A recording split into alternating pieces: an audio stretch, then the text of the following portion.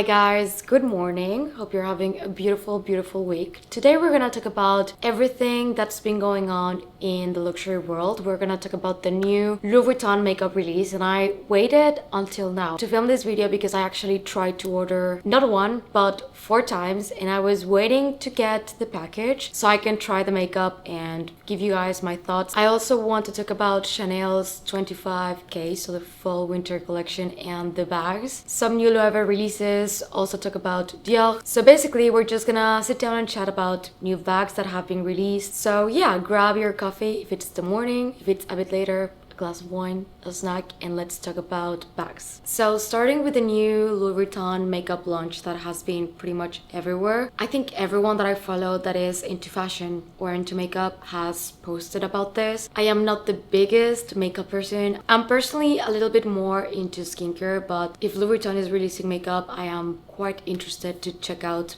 what they're releasing. And the prices are quite honestly shocking. And you guys know me, I am very easily sold with packaging, and I will not lie, the packaging is beautiful. And I did try to order, as I said, but I do have quite a few thoughts about the pricing and the whole idea behind it. Louis Vuitton actually partnered with Pac McGrath, and the makeup is refillable, and I would say very object driven. The packaging was designed by Konstantin, and I'm gonna butcher this one, Grek. And this is where you see these little lock engineered mechanisms and even some monogram and damier touches. It feels very trunk maker heritage applied to makeup. So going into the obvious and talking about the prices, that I think it's what shocked most people, because if you compare the prices of Louis Vuitton's makeup versus Hermes, Chanel, Dior, like any other luxury fashion house that has launched makeup, skincare, or anything, I do understand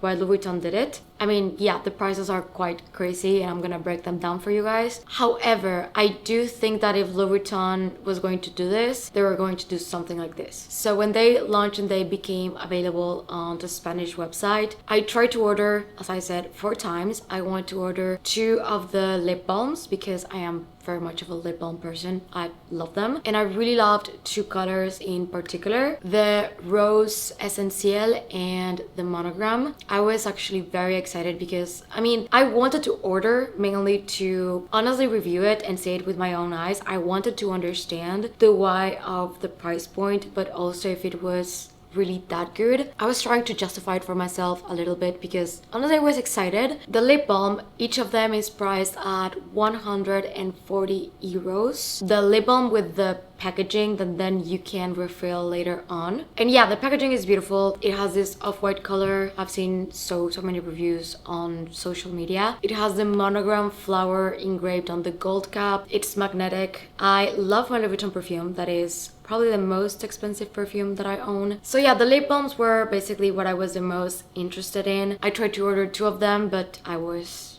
not able to. 4 times they canceled my order at the point that I was like, I'm just gonna wait till they refund me that money, and I don't think I'm going to attempt it anymore. I don't know what's going on. Maybe I did dodge a bullet, because if you compare these lip balms with Hermes, that Hermes packaging is also very beautiful. Hermes is, I believe, 69 euros, so there's kind of a big price gap between them. The refills are not that bad. However, yeah, they came out with 55 shades of lipsticks and 10 shades of lip balms. Now when it comes to the lipsticks, they released like a satin version and a matte version. I'm not really interested in the lipsticks. However, if I were to, I would definitely go with satin. And with those, everything seemed to be out of stock, which I was very surprised about, because with everything that I saw going on online and like the criticism and people being outraged about the price, the fact that they sold out, I think it's clear that it worked. This feels less about the formula and more about the scandal of the price. Louis Vuitton definitely wanted to ruffle some feathers and just enter into the makeup industry in a different way. Now the eyeshadow palettes were even more expensive, but also the packaging I consider to be really beautiful. I did not try to order any of them. First of all, they were sold out, but then I think I wouldn't, because I don't really use a lot of eyeshadows. So if I was going to invest on something, it was definitely going to be something that I'm going to use a lot, and that for me it's the lip balms, but if I were to order one, it would be the Nude Mirage or the Dazzling Gaze. I think those are the two that I like the most. And the palettes, if I remember correctly, were like 250 euros and the refills 92. So Pat McGrath being behind this launch, I was expecting a lot from the formula, but I've been seeing a lot of like mixed things online. So many people are claiming that there is barely any pigment on them. Others are saying that are the best thing on earth, but most of the people that are giving good reviews about the makeup are the ones that received the PR package. So honestly, I don't really know what to believe. That's why I kind of wanted to try it out for myself and just sit down, make a video about it, and give you guys my honest thoughts, but I am unable to. So if any of you guys ordered any of the makeup, can you let me know how you liked it? I do have to admit that when I got into the accessories section, I understood what Louis Vuitton was trying to do, and I also understood that the target audience for this launch is people that don't really care about the price point, because the accessories are so cute, so expensive, so unhinged, so cute. If I could, I would definitely buy the eyeshadow palette that I'm probably not going to use. I would put it on this little pouch and hang it from my bag. I would also do the same for the lipsticks and the lip glosses. It's so different. It's definitely too much, and I think that's kind of the point that they were trying to make. They have this mattifying paper case that is so cute. I would never buy it, but it's really cute. And the case goes for 490 euros. The refills of the mattifying paper is 60 euros. It comes with 200 sheets. The lipstick pouch is really cute. I would get that one. I'm not, but I would get it. And let's talk about the trunks, because I'm someone that loves trunks so much. The trunk is 2,500 euros ish, if I remember correctly. Again, these things are collectibles. They're just for the nobility of having them. They're not practical. And then we also have the brush set that is 990 euros. So definitely all of this is very overpriced. I think it's smart. I think it's fun. I do have to say that everything is beautifully crafted. I don't think I'm gonna be buying it. I do believe that the marketing is very smart because everyone is talking about it and people are buying it out of curiosity or just to try it out, like me. Is it worth the money?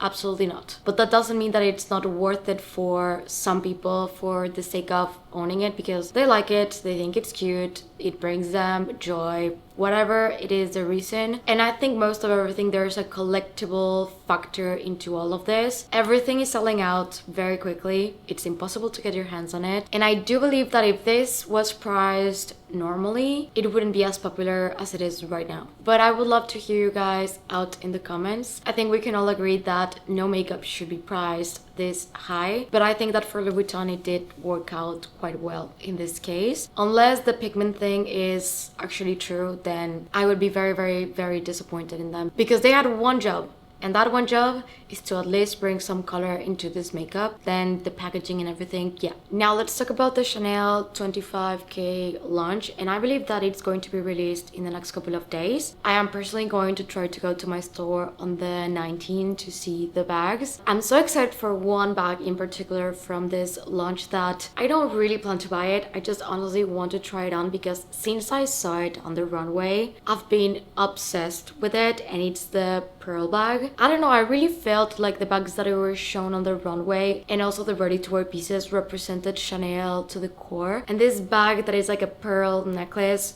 to me it was like the piece from this collection, and I just would love to own it, but I think the price point is going to be insane, so I'm good with just trying it on if I get the chance. And I think it's going to be really hard to find. There's not gonna be many pieces available, but I do believe that this one is worth it because I just think it's really cool. I've never seen anything like it before. I don't know, it's a bag, but I think it's also like what makes the outfit. I'm a really big fan. Now, also I've become quite of a fan of the Chanel 25. I really liked it from the day that they launched it, but I never really considered getting it so much as I am doing right now. I've tried it on at the store in the large size and in the small size, and I just loved the small size so much. It's really hard to find though. Every single time that I go, they tell me that I can try it on, but that either that piece is for display only or it's reserved for someone else. I really like it, and especially the suede colors are absolutely beautiful. And it's been years since I've been actually obsessed and wanting to get a bag from Chanel. Honestly guys, I was very unimpressed with price increases, of course, the recent collections, and just where I felt that the brand was going. But in this case, I'm very interested in this collection. First of all, on the ready to wear, I loved so many pieces. There's some full denim looks that are absolutely beautiful, the oversized cardigans, and the use of pearls overall thread and materials. There's a lot of tweed. Always for fall and winter we get a lot of tweed, but tweed bags are my absolute favorite. But yeah, it's getting released this week. I'm excited to go try the bags out. I'm gonna try to vlog that if possible and show you guys what I saw, if I liked anything, and your thoughts on the 25 bag, because I am formally thinking of adding it on my wish list to get it for maybe Christmas. If I got that one, I would have to let go of another bag. So for me, this would mean if I get the 25, I would have to let go of my Chanel Maxi 19. So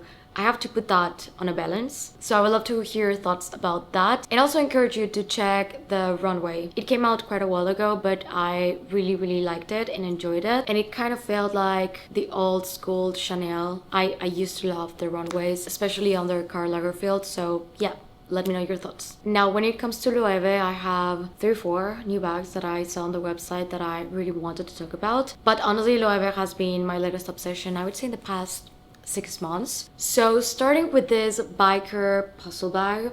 I love the puzzle bag, but if I were to buy a puzzle bag, I think I would go for something quite crazy. This one is not it, but I know that a lot of people are into biker and just this aesthetic in general, and oversized belts are very trendy for this fall and winter. So I thought that this bag was very relevant and wanted to talk about it. Prada actually did it last year, and they released a few bags that had buckles, and they were very popular. So Loewe taking their classic silhouette and adding a buckle, I think it's very interesting, and just wanted to give the option for anyone looking for a puzzle bag that has a bit of a twist. Now, this puzzle bag with the pom-poms has also a matching jacket.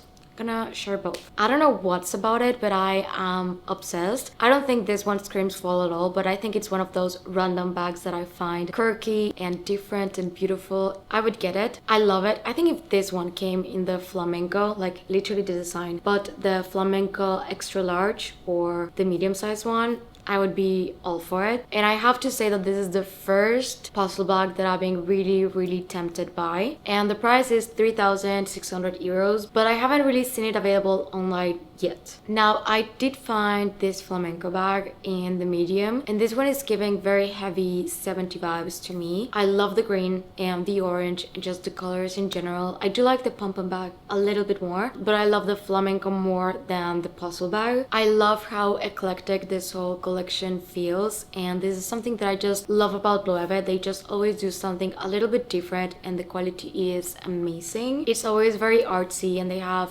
unexpected mixes, and they play a lot with textures, and I love the fact that they're taking their iconic shapes and having a lot of fun with them. So yeah, been really loving what Loewe is doing. Now, connecting Loewe to Dior, because Jonathan Anderson left Loewe and is now Dior's creative director. I wanted to talk about the new Book Tote because I think we just have to. I know that a lot of people didn't like it, but I actually did. I think they're just for book lovers. Maybe. He basically made the Book Tote book covers, and as someone who adores reading and I've read all of the classics, I think if they came out with a Book Tote with my favorite novel, I would go running for it. And that is just the type of person that I am. But I get it. It's very niche, and it's not for everyone. If they do one with anything from Jane Austen, I would die probably. But yeah, this is very different from the regular Book Tote, and I was very curious about what Jonathan Anderson was going to be able to do with Dior, because in Loewe, I think he had just a lot of freedom to do and express himself, and he does different things than usually the rest of the designers are doing. And Dior is a brand that is very classic. They do have fun with textures, and they have the Dior art and all of that, but still I feel like it's a little bit more of a conservative brand when it comes to design and modern things versus other brands out there. So some of the titles that I saw for the Book Tote were Dracula, Ulysses, Dior by Dior, and the other ones were French, so I don't want to butcher them, but Les Leçons and Dangereuses. In Cold Blood and Madame Bovary. And Dior by Dior ties directly to the brand's foundation and identity. I really like it. I feel like it's very ironic. It's collectible. It's just a little bit different, and I've always been a fan of the Book Tote. Personally, it has never worked out for me. I do have to accept that. I've had two and I ended up selling them, but I do have to give it to him that this was very smart and very much for anyone that is into literature and loves classic books. So I do hope that they release more covers, to be honest. It would be a really bad idea for me to get one, but if they release one of my favorite books, I mean, I have to, kind of. I also want to talk about other bags that they released on this collection. There were a lot of Pom-Poms. I have to say that I didn't think that I would like them, but I kind of do. I think this was just a great direction for Dior. I know that many people are not gonna like it. I think I just wanted to see something. It's very artistic. It has a lot of architectural touches, and definitely you can tell that some of these pieces are less about daily usable objects and more design focused. So they're just different, they're just cool, or something that you haven't seen before. And I just want to quickly note before I move on to the next brand, that is Gucci, this bag, that it's giving me oversized, kind of the Rosso bag, just a style that everyone has been loving. Just thought it was interesting to note that. Really like this one, and I also really like the shade. And you can also find it in this green like crocodile embossed. I think this could be a new classic for the brand, and I really like that they are diving into a little bit of crazy things, but also you can see pieces like this one that I think they have good potential to become staples and very solid pieces for the fashion house. Now let's talk about the Gucci SoftBit, because this one is giving like Bottega Veneta but without the intrecciato vibes, and I'm talking about the hop bag. But it also reminds me a lot of the Gucci Jackie. It's like it's slightly relaxed and slouchy cousin, and I'm kind of a fan. I don't think I would get it, but I really like it. I love hobo bags. They're very comfortable, they fit a lot, and they're perfect everyday bags in general. And this one I liked it especially in the blue. Price wise, the one that I am eyeing is around 2,900 euros for the smaller size. It does come in different sizes and colors, but I would say that definitely the blue one is my favorite. They even did this furry version, which I find to be quite odd looking, out of Sesame Street type of vibe in different colors. I think it's fun that they did this. Not my personal style, of course. I would definitely go for the regular leather ones, but I want to show you that they did release like a few options of the Gucci SoftBit. Inside it does have microfiber lining, and it does have a detachable pouch that I think it's important to mention. I love the horsebit detail. The hardware is really beautiful. So I feel like this bag has a lot of Gucci heritage without the logos screaming at you, which was a little bit of the theme with Gucci in the past couple of years. So I think with this bag I can feel like they're doing something a little bit different in aligning with the rest of the brands that are going less about the logos and more about different shapes and textures. And I really like the grain leather. I think this bag was just a great release from Gucci. That also, this was a brand that I haven't really liked anything for a really long time. So this was the video. I hope that you guys enjoyed it. I would love to hear your thoughts about everything that I talked about today. And if you're new to my channel, please consider subscribing and click the notification bell down below so you don't miss any of my videos. If you're not done watching, I'm gonna leave you 2 videos right here in case you wanna check them out. Thank you and see you on the next one. Bye!